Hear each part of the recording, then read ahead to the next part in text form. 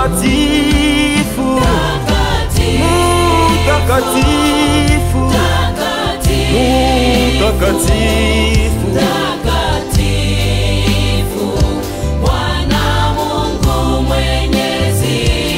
Dunia yote hata mbingu zote zimejaa utukufu twakuabudu mtakatifu, mtakatifu,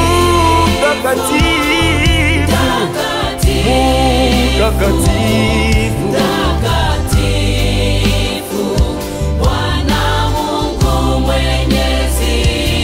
dunia yote hata mbingu zote zimejaa utukufu wako.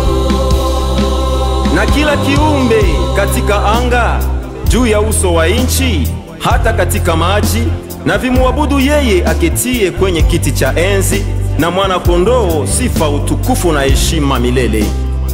Haleluya. Ndipo hao wazee 24 huanguka mbele zako Bwana, uketie juu ya kiticho cha enzi kilichoinuliwa juu sana. Ndipo hao wazee 24 huanguka mbele zako Bwana, uketie juu ya kiticho cha enzi kilichoinuliwa juu sana. Nao wakusujudia uliye hai milele na milele, wamezitupa taji zao mbele zako, wakisema wastahili. Katika mwaka ule aliokufa Mfalme Uzia, nilimwona Bwana ameketi kwenye kiti cha enzi kilichoinuliwa juu sana.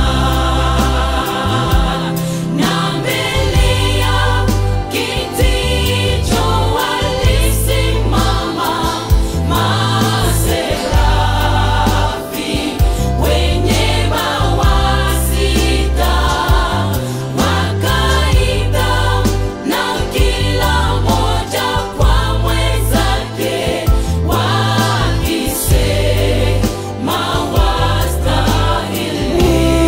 Mtakatifu, mtakatifu, mtakatifu, ni Bwana wa majeshi, yeye Bwana wa majeshi, aliyekuweko, aliyeko leo, atakayekuwa milele. waabudu mtakatifu, mtakatifu, mtakatifu, ni Bwana wa majeshi, yeye Bwana wa majeshi, aliyekuweko, aliyeko leo, atakayekuwa milele.